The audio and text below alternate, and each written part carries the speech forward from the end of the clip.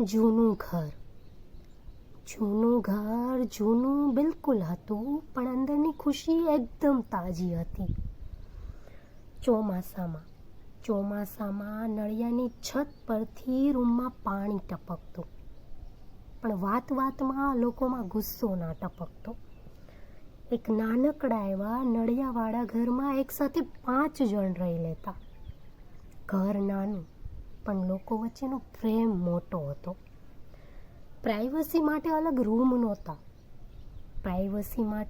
Room નહોતા, અને છતાં પ્રાઇવસીના નામે ઘરમાં કજિયા નહોતા. ઘરે મહેમાન આવતા તો એક સાથે બધા નીચે પથારી કરીને સૂઈ રહેતા. ભલે બેડ મોંઘા નહોતા, પણ ઊંઘ પણ ક્યાં સસ્તી હતી. અને હા, જ્યારે એક જ રૂમમાં રસોડું, બાથરૂમ અને પથારી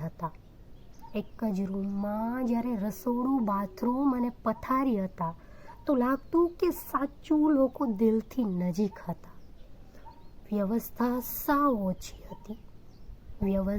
ઘરમાં સાવ ઓછી હતી, પણ ઓછી વ્યવસ્થામાં પણ વધારે ખુશ રહેવાની કંઈક તો સ્ટ્રેટેજી હતી.